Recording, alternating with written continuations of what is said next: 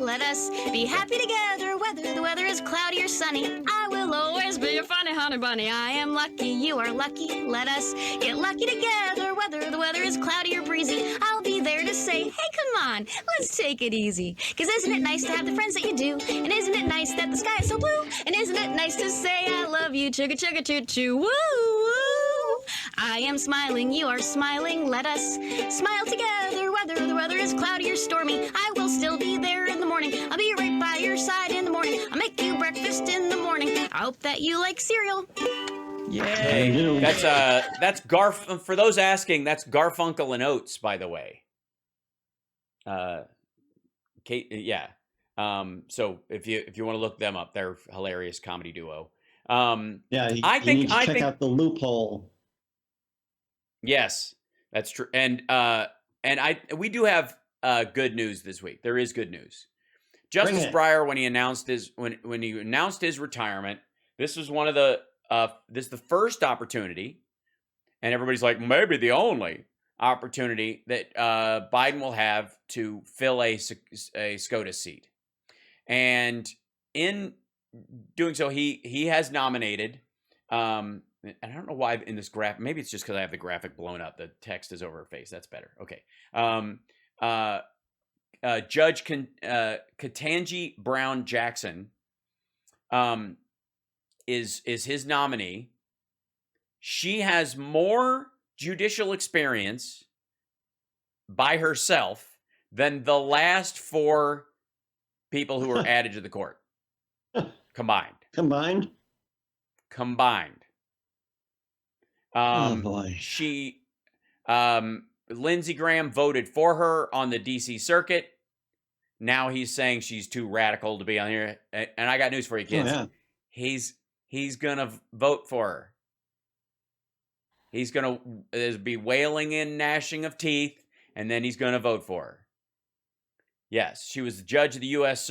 Court of Appeals at the D.C. Circuit, judge on the U.S. District Court for District of Columbia for D.C., vice chair of the U.S. Sentencing Commission. She's been a public defender. She was a Supreme Court clerk for Judge Breyer. And she brings her own perspective on the legal system, which is what is known in these circles as lived experience as a Black woman and a judge with her life experience, knowing about the application of the law in real life. So there you go. And she's abundantly qualified, and I'm just telling you, she's gonna get the job. Just don't worry about it. They're not gonna sideswipe her. They're not gonna not have enough votes. There might be a couple of them, Republicans that embarrass themselves by holding out a vote, even though they voted for her to, be a circuit court judge in the DC circuit and the appeals judge, which is uphill from there, right? Both of those things, you're fine with her doing that, making legit decisions, because that's the next step is SCOTUS after that, right? If you get past her, you have to go to SCOTUS to get it remedied. Well, if you're cool with her being the person who remedies most things so that the SCOTUS doesn't have to, then obviously she is someone who will be perfectly fine on the Supreme Court. She's going to be a Supreme Court justice. She's great. And my gift to you is don't sweat it. Just watch the process. Some morons will say some awful things, like I think Tucker Carlson said something awful, and Lindsey Graham will say something awful. Who cares? She is going to be on the Supreme Court for a very long time. She's totally great. She's not radical. She's going to, be very honest about, the functionality of law underneath our Constitution. She gives a crap about the Constitution. Breyer's not a lunatic. She worked for him for years. She knows what she's doing. There is no point where they have any reasoning that will keep her from getting this job. She's going to. Sorry. Yes, sorry, Republicans. Sorry, people who like to panic. Sorry, old white guys. Yep. Well, keep in mind, she was appointed by a old white guy. So it's and I'm sure Clarence Thomas doesn't want her on there any more than Amy Coney Barrett does, because she's a smart legal mind, and they're going to have to deal with her arguments.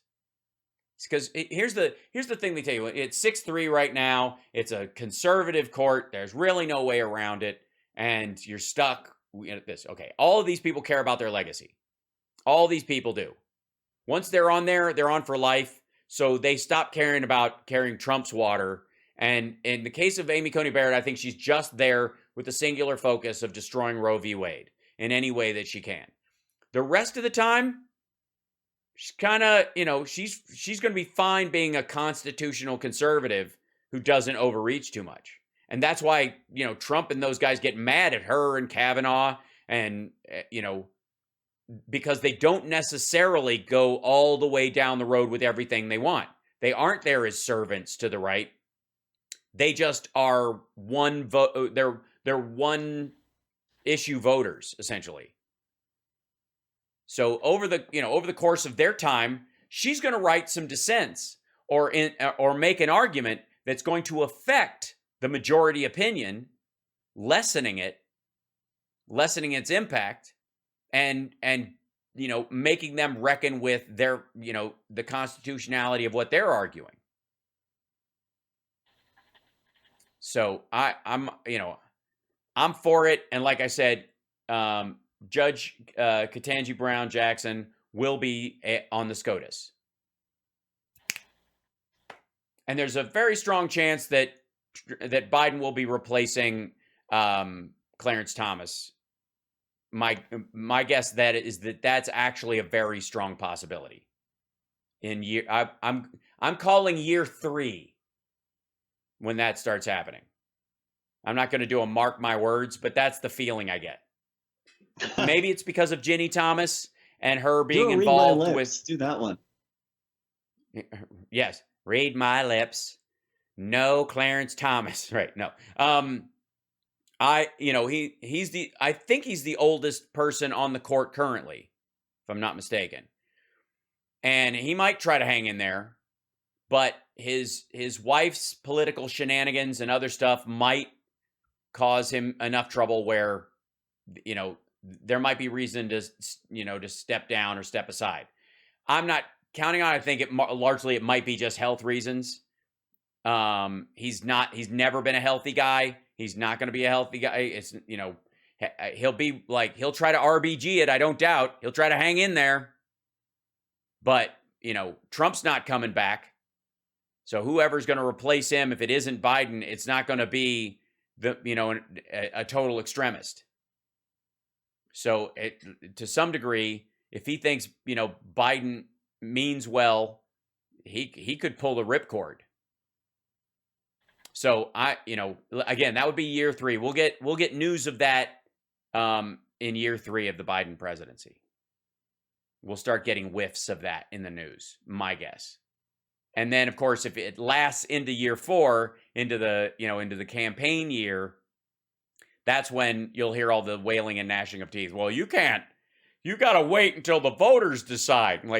Which is the Mitch McConnell thing that kept Merrick Garland off the Supreme Court, which, by the way, I personally believe Merrick Garland's temperament is better suited for the SCOTUS than it is for head of the DOJ. While he's a fine legal mind, his tepid tap the brakes attitude towards things and his liberal notions about social issues would serve him better on the Supreme Court. Again, he wouldn't be a radical while he was there, but he would be soundly liberal on the court. Can you go up a second time? Oh, yeah. Yeah. I mean, he would have passed. He would have made it. So we'll see. I doubt it will be him. And Sally Yates, I know, has just announced she was battling breast cancer. She was who I wanted for DOJ. And that very well may have been the reason why she wasn't. That Merrick Garland was second choice for that and was known. Yes, that she was working, that she was fighting that. So, that sucks. But yeah, we appreciate her and hopefully, she'll recover. And I think there'll be nervousness about anybody who's fought cancer and moved into, remission about putting them on the court for the chance that they might not be on for long, right? That they could have health issues that would make a problem. Meanwhile, how many times did Ruth Bader Ginsburg have cancer? Good Lord. She was punching it in the gym jams like every 3 years. So still, and again, it's about the keenness of their legal mind and their meaning on the court. So, there are a lot of good people. I obviously, on my Teespring store, I sell a Hillary for SCOTUS shirt just to pwn the trolls, but it's still, a possibility. She's a little old. I think they'll want to go with somebody younger. Yeah. It's going to be more than likely, I would say it's going to be somebody who teaches constitutional law at one of our bigger universities, Harvard, Yale, or one of the HBCUs, that kind of thing. But that's a strong possibility. But it is a definite positive move forward that Judge Jackson will be added to the SCOTUS, no matter how much Lindsey Graham freaks out and wails and gnashes his teeth. That said, we're at the end of the show. We'll see you next week. I will be doing the show next week either from the studio in Chicago or in Grand Rapids. I'm working that out now. Oh, yeah. Woo! And I'm in Grand Rapids doing stand-up. So if you're in that area, if you're around Grand Rapids, I'm at the Park Theater in Holland, Michigan next Wednesday. And then Thursday, Friday, Saturday, I'm at varying venues around Grand Rapids. Join me, won't you? Follow me at Hal Sparks on Twitter. We'll see you next time. Thanks so much. Thanks, Chicago. Thanks, everybody, for listening. Thanks for being here with us. Thanks, Johnny Million. Yeah. There we go.